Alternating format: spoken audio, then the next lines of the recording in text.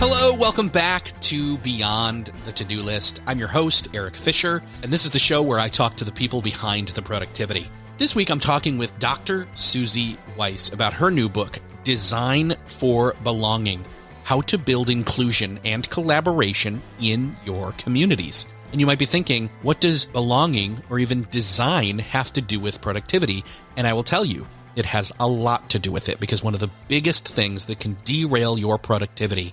Think about this. Think back to high school or junior high or even elementary school, at those times when you didn't feel like you belonged, and how that was a distraction from getting your work done. So it's very obvious. When you feel like you belong, it's almost a necessity. In fact, I think that she says that in this conversation, that it's a necessity in order to be able to really produce and rise to the occasion and do your best work. And that's what we talk about in this conversation, applying then design principles and designing spaces and approaches and relationships, in fact, to be belonging and not othering. So I think you're really going to like this conversation, especially if you're somebody who's felt like they haven't belonged, or maybe you haven't questioned that much, but you've experienced it. Trust me, this is that conversation that's going to bring a greater awareness to this topic for you. So enjoy this conversation with Susie Wise.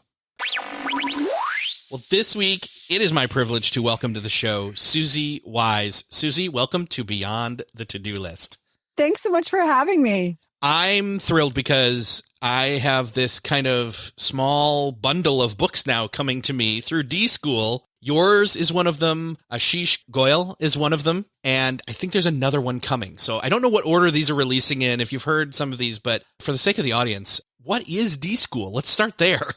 Sure. The D.school is an interdisciplinary institute at Stanford University. We are there to help use design methods to build the creative confidence of students and faculty at Stanford. We build experiential learning opportunities that are grounded in the power of design so that everybody can build their creative muscles and solve problems and find opportunities in the world.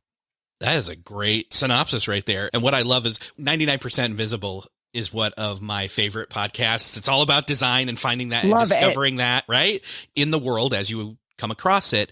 And so over time, that has kind of built that up. And I love that there's this application of design approach and thinking being applied to not just things you would think of as, quote, designed when it's architecture or usability, different things like that. But this is applying things across all of life. And the topic today, obviously, is your book, Design for Belonging. And by the way, the subtitle, How to Build Inclusion and Collaboration in Your Communities.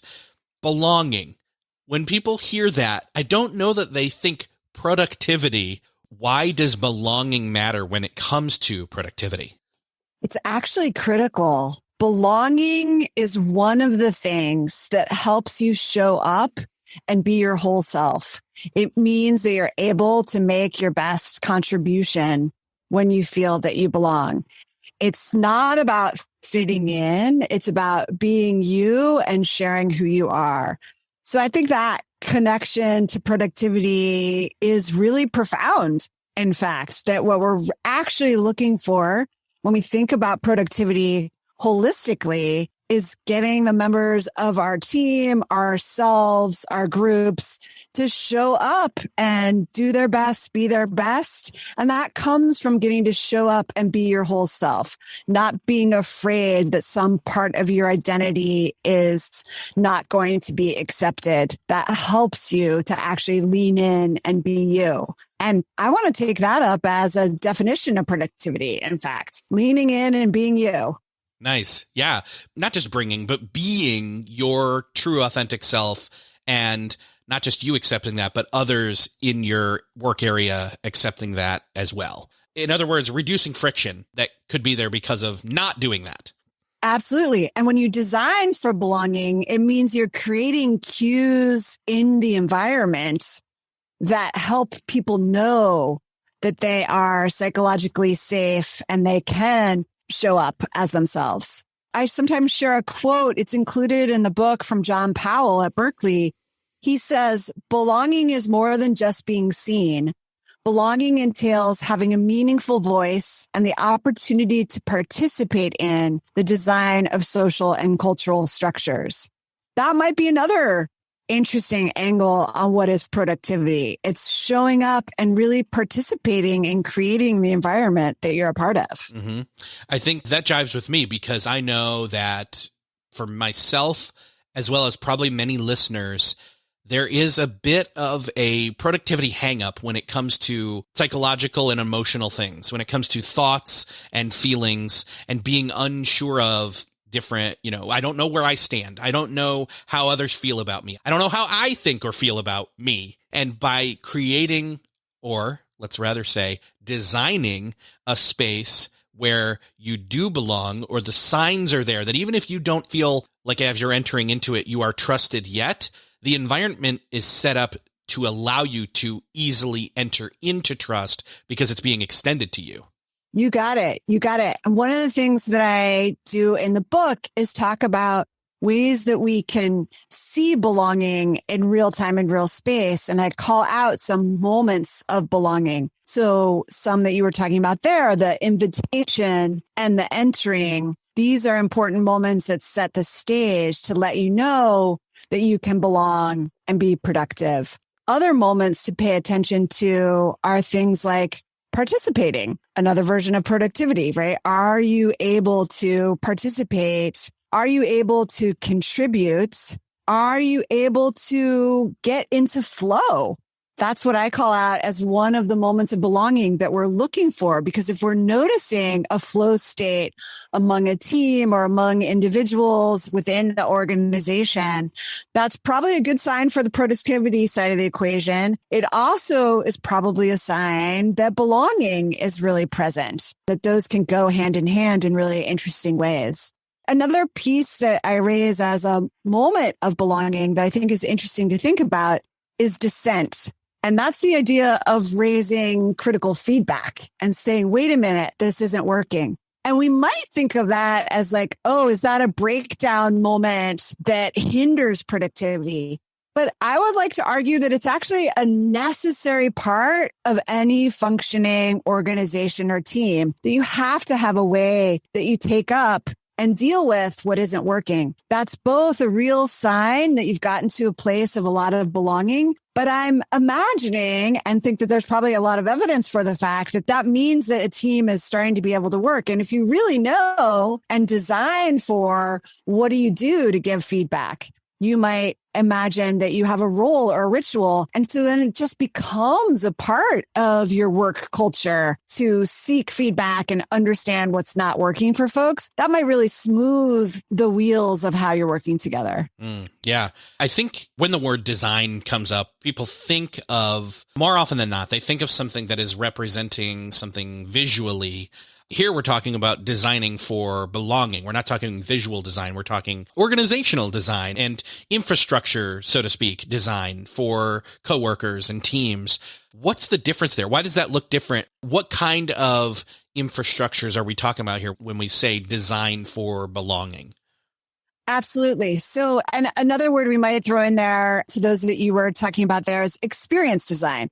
So we're not talking about the kind of classical sense. It's not interior design. It's not logo design. It's not website design, although those are all fine things to design, not knocking them. But we are talking about experience design. And that's looking at those moments for belonging, our first step. You want to see where the group or you as an individual are feeling belonging and where you're not, and how that's impacting you and your ways of working. So seeing those moments is a way to then say, okay, which is a moment that we want to redesign, that we want to look more closely at the experience. Let's say it's about onboarding. Let's say it's about that kind of joining a group or a company.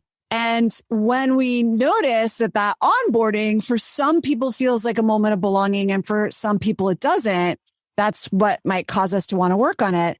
Then when we're looking at that concrete moment, we can open up our toolkit and think about how do we shape that? And that's where we go beyond websites and interior design and really think about role or ritual. We can think about different kinds of storytelling or communications.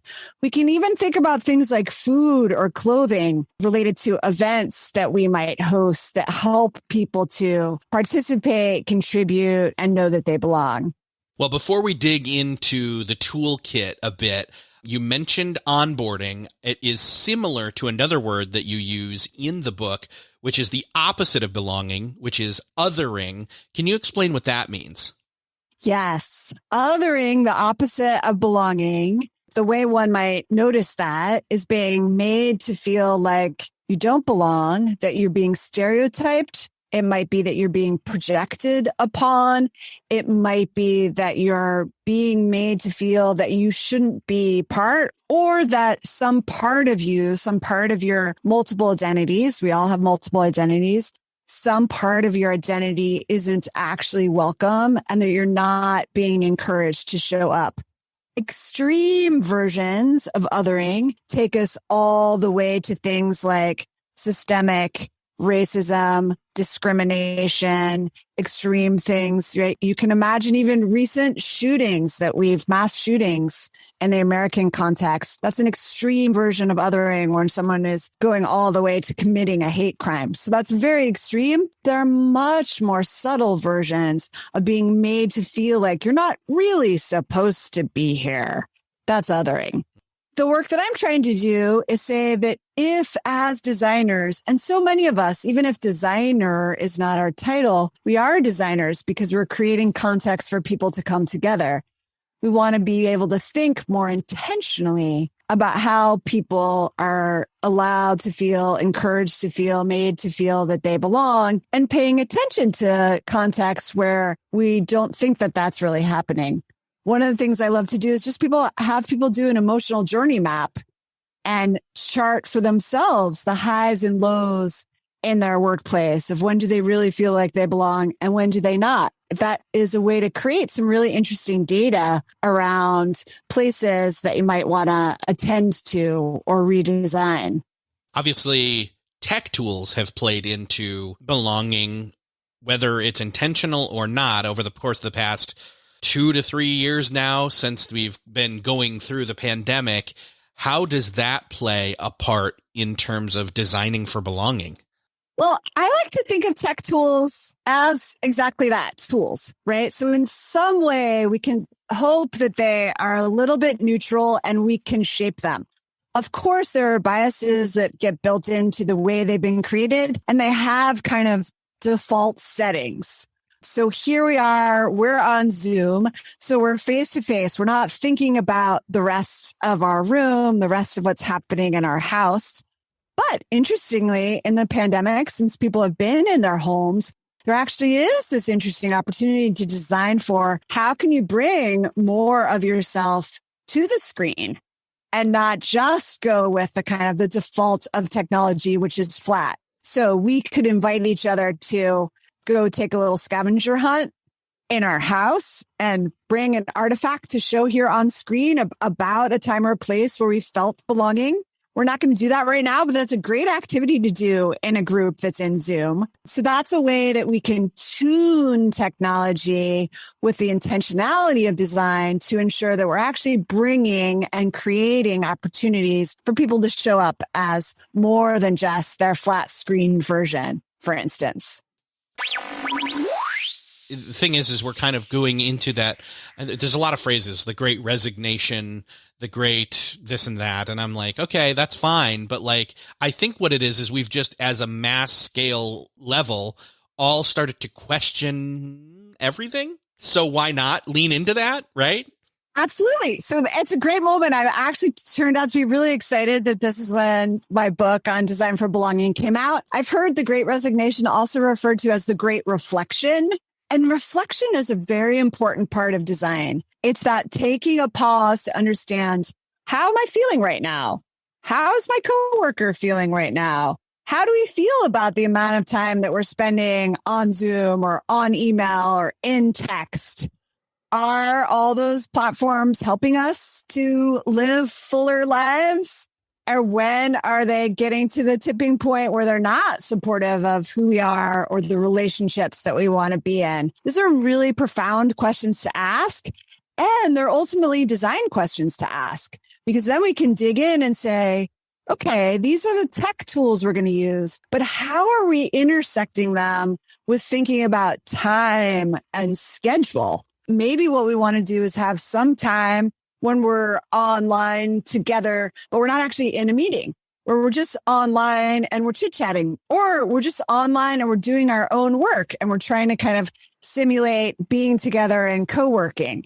And also that probably if we're all working from home and we're using Zoom, probably we don't want to sit here for 8 hours.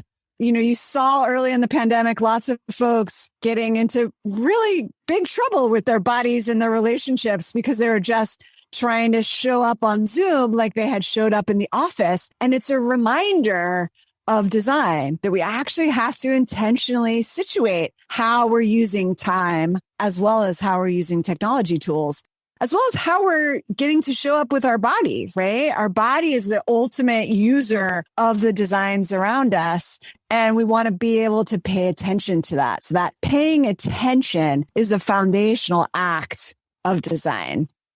While we're at it and asking these questions of ourselves and reassessing things and then digging into the design toolbox, what do those tools look like? What are the design tools that are applied here to belonging? Like, how do you apply design thinking to a problem or to the goal of finding a solution to increase belonging? So the framework that I offer is that we feel, see, and shape for belonging. So the feeling piece is understanding for ourselves as individuals, for others in our team, when and where are we feeling belonging? When we notice a place where belonging is low, that might be a moment to take up. That's the seeing. And we want to describe what kind of a moment is it? Was that an onboarding moment? Was it a sharing of feedback moment? Was it a code switching moment? Was it a dissent moment? What kind of a moment was it? And then we take that moment and we say, okay, how can we redesign that? And there we want to think broadly about the tools of design.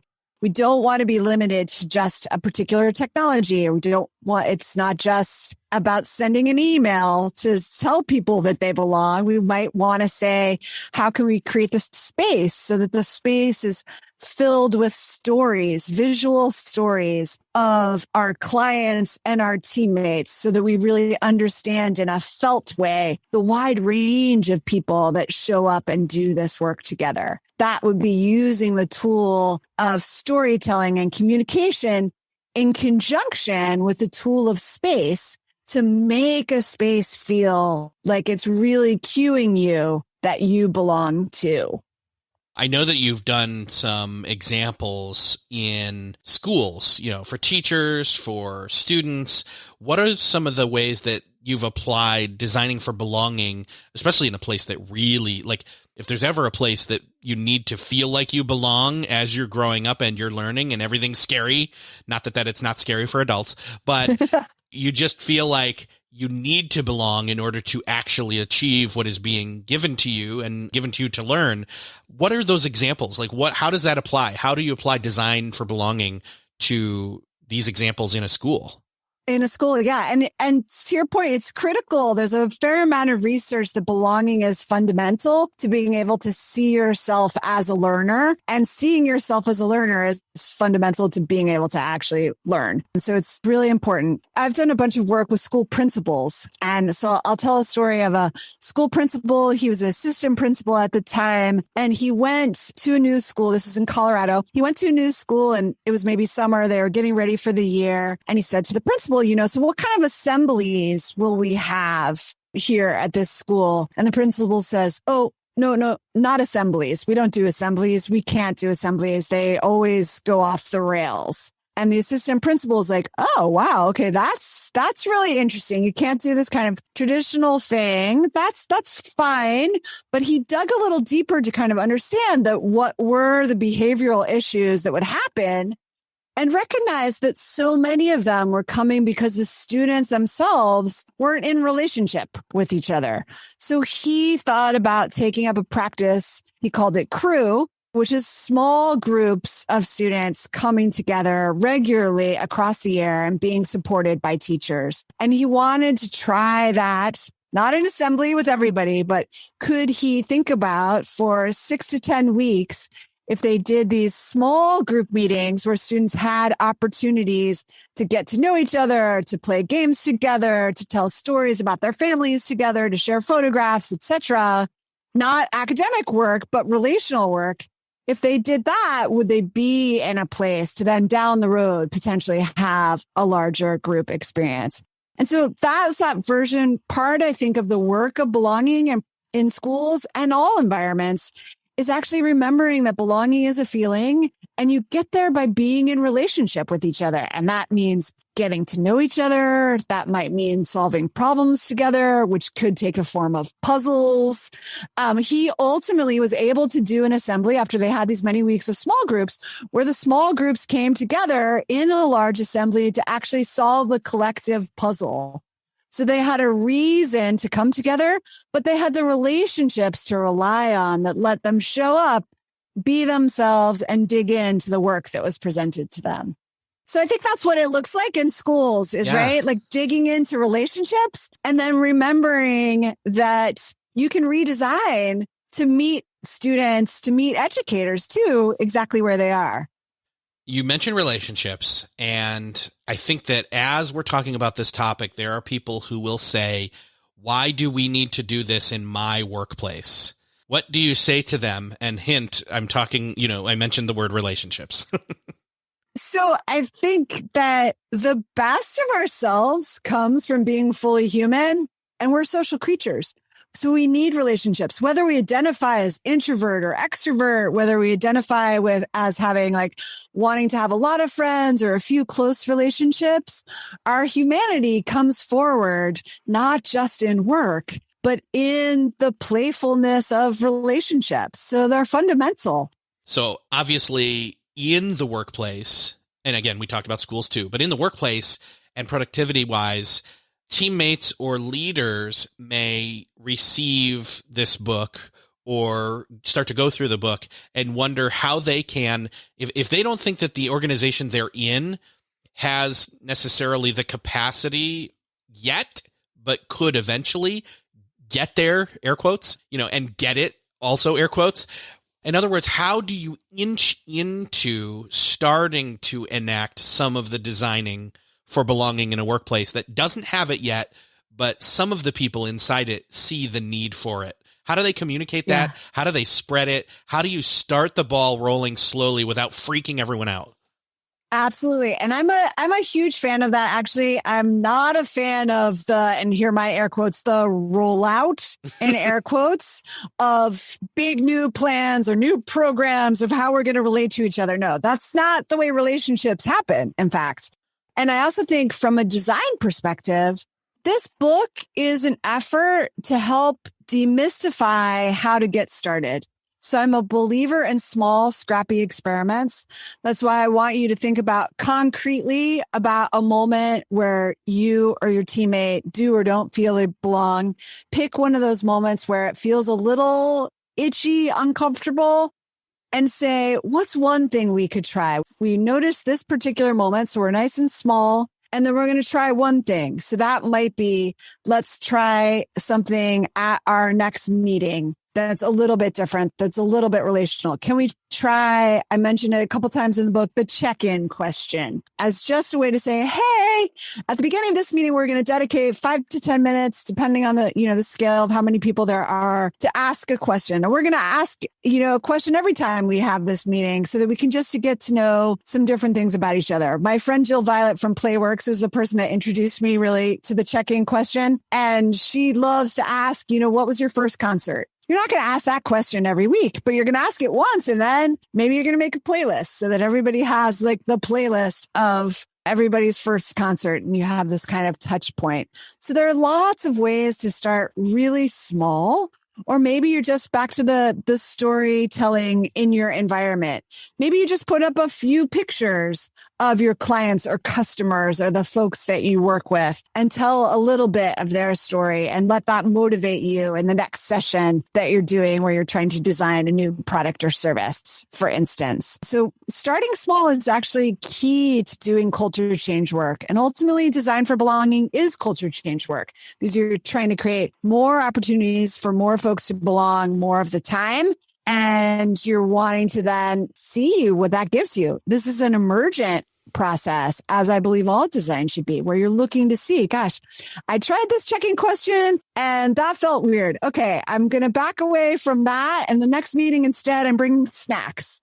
And maybe I'll get people talking about, what was the favorite snack that they had after school when their grandma visited, whatever. You can tell, people can tell their own versions of a story, but those subtle things, small things, give you data for what's working and what's not. And you can notice, did that meeting feel better? Did it feel like people showed up a little bit more as their whole selves? That's great. And if it was the opposite, you made sure that it was safe to fail. So you're like, okay, that didn't work. Next week, I'm going to try this.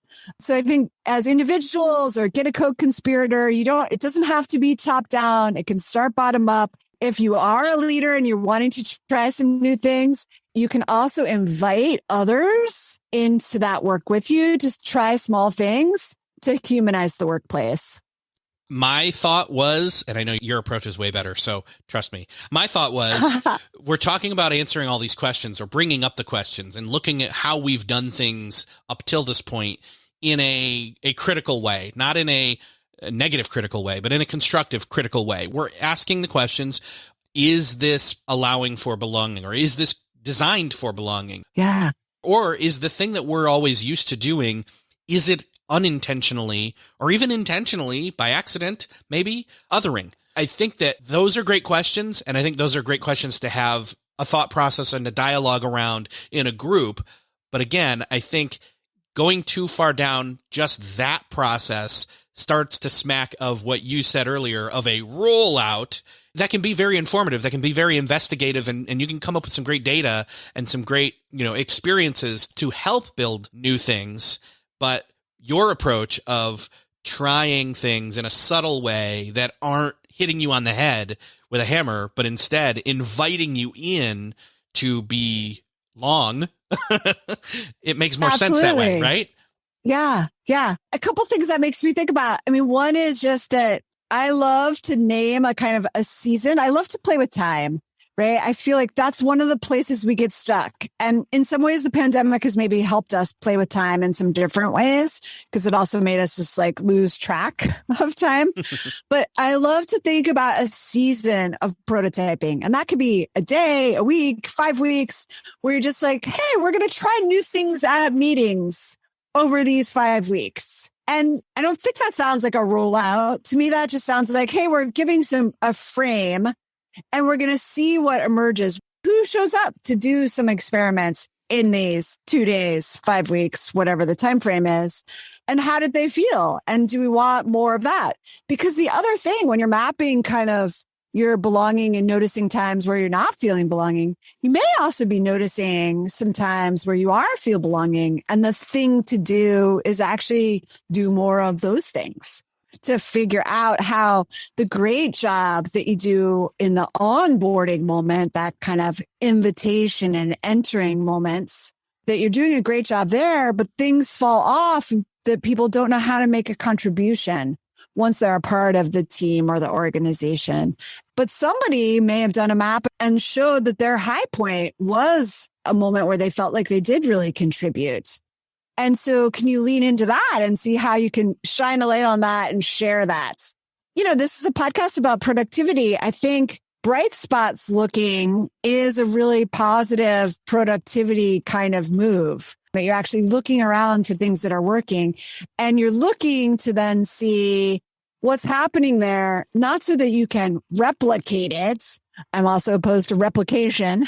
Not so that you can replicate it, but so that you can try it in some different contexts and see if it also works there. I'm a fan of noticing in order to see what things you can support to keep moving in that positive direction. Yeah, that's almost a version of the catch them when they're doing something right and then reward, right? Yeah, exactly. Yeah. Yeah. And that's a great way to approach it, actually. They say this in the Strength Finders. You don't focus on your weaknesses. You figure out what the strengths are and then lean in on those instead of fixing the weaknesses. Because by leaning in on the strengths, those weaknesses kind of get covered over anyways, or covered over by somebody else who's also leaning in on their strengths. So as a team, you're all leaning in on strengths and all the weaknesses kind of just dissolve into the background. Yeah. That's particularly important when you're trying, and maybe you're like trying with some intention now to build more diverse teams, right? The strengths approach, the asset-based approach is really powerful and I think critical. It gives back to that. What you're doing when you're designing for belonging is helping people to show up as their whole selves so that they can contribute fully. And strengths are the way to lead there. Obviously, there's a lot of things going on in the world right now. How do you think that, in the current climate, this book coming out right now, entering into the macro dialogue? What are your thoughts on that? I'm excited. I think for me, it's intersecting both a kind of, certainly in workplaces, a greater focus on diversity, equity, and inclusion. And then also this question of, if we're not all coming back to work in offices the way we once did, how do we intentionally design for when and where we do show up in person, when and where we show up in different technologies, et cetera? So the confluence of both of those things is intense and it's also powerful, and it really speaks to belonging. The reason I wanted to help the word belonging, and I'm obviously not the only person who thinks about belonging, which is why I have the host heroes in the book. Shout out to all the host heroes and others that are working on belonging. But I wanted to help put belonging kind of on the map and in the conversation in this moment, because I think it is the feeling that we need to be going for when we're working on diversity, equity, and inclusion, and also when we're thinking about when and where we show up to work together, if we're in a reimagining of how the workplace works. Belonging is the powerful lens, I think, to bring to it. Colloquially, we call it a sense of belonging. It's one of our human senses to understand when and where we're able to show up as our whole selves. So it's really important at this time. So I'm excited it came out now, and it just wants to be, I think, part of this conversation and forward-looking work around our organizations and how we build better cultures. I'm also thinking in terms of, quick wins for somebody who maybe they are just one person. Maybe they aren't the person that leads the meeting, so they don't have like the intro question responsibility. They could suggest it. That's definitely a possibility. But I'm thinking in terms of the air quotes average coworker. No one's average. But anyways, the everyday, let's put it that way, that their approach would be, as they look around, what are the systems that are in place? What are the intentional as well as unintentional rituals that are in our organization? What do our spaces look like? What are our different roles look like? Because again, we can't force this topic / approach on any or everyone, but somebody feels a sense of responsibility and a higher sense of awareness towards these issues, and they want to include more people. They want to have a greater sense of belonging, not just for themselves, but their coworkers. I'm curious, are there other small little ways that can be like a rock thrown into the pond and create ripples? Yes, absolutely. So I think what you mentioned there, a lot of what I call the levers of design, so space and rule and ritual. And you could actually think of those as grand tools that you have to have kind of leadership in order to move them, like the building of a building or, funding a new role within the company or a company-wide ritual. Those could be big, but those are actually also tools that you can use as individuals.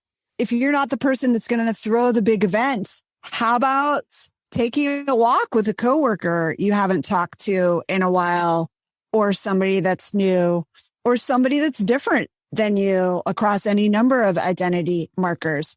The simple walking meeting is it's cheap, it's easy, you're breathing fresh air, it's good for your body. The walking meeting is just something intentionally doing it so that you are building belonging either with somebody that you don't know or is new to the organization is a very powerful starting point, I'd say.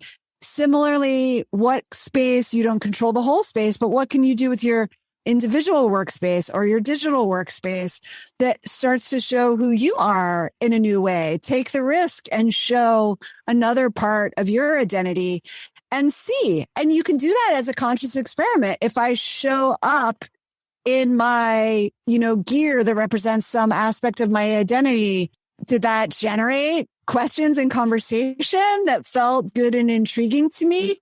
Or did it make me feel really awkward and like I wasn't as welcome as I thought I was? That's really important data. And hopefully that's a safe enough experiment to do that you're going to learn something really interesting.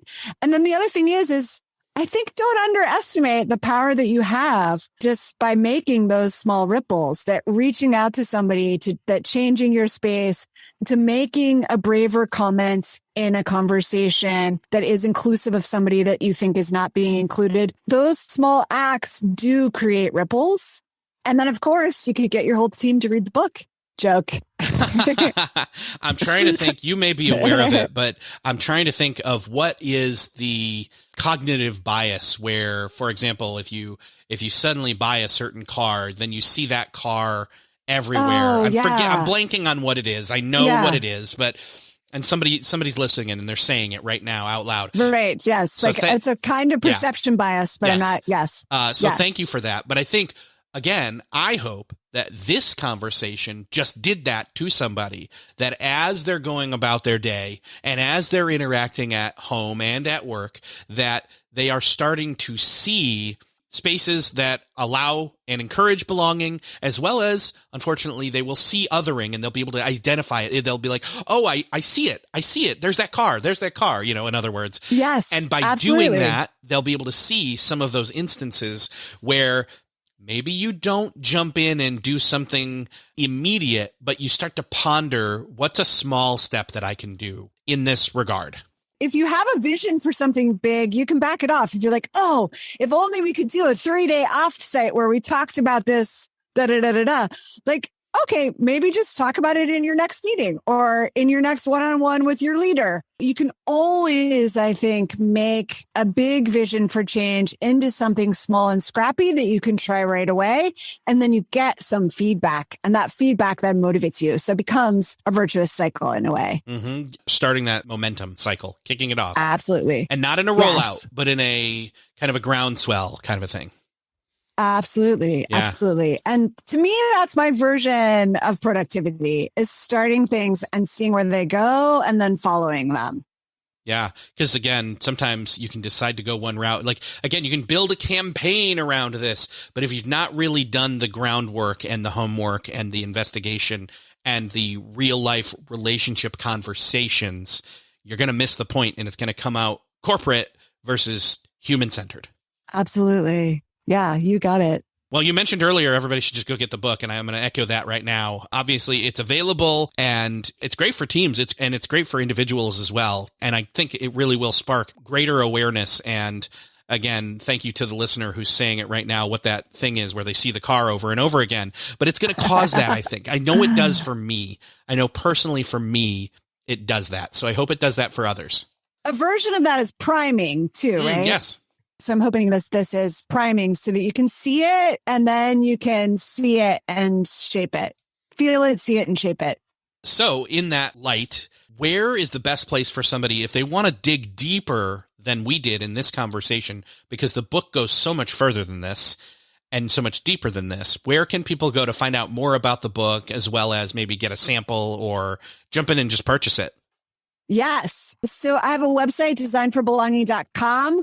The book's available on all the platforms, and your local bookstore can get it for you in 2 days. So you can get it there. And there are a bunch of materials at designforbelonging.com.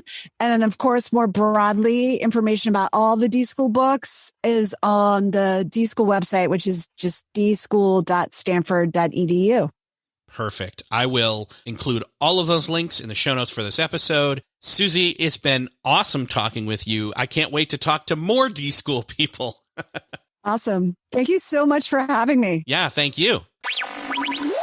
Well, that's another podcast crossed off your listening to-do list. I hope that you enjoyed this conversation with Susie Wise. And I hope that this is something that's opening your eyes to the role that belonging plays in not just productivity, but in constructive output, in interaction between team members, between the tools we use, the way we communicate, the way we bring ourselves to our work and to our lives even. And I hope that you've begun to think a little bit differently or start to inch towards that awareness, that greater awareness. Like I said in the conversation, you can go grab all the show notes for this over at beyondthetodolist.com. You'll find the link to find out more about the book, dive in, grab it, get snippets and so on, or connect with Susie. And I hope that you do that. I hope that you take the time to do that, to connect a little bit more on a deeper level here with what we're talking about in this conversation. It can make a really big difference. Even small incremental changes make a lot of difference to people. All that said, I would love it for you to do me the favor, if you found this podcast beneficial, to share it with somebody else you know needs to hear it. Take a moment, click that share button in your podcast player app of choice where you're listening to this, or again, over on the show notes at beyondthetodolist.com, and share it with somebody that you know needs to hear it. Again, thank you so much for sharing this episode. Thank you for listening, and I will see you next episode.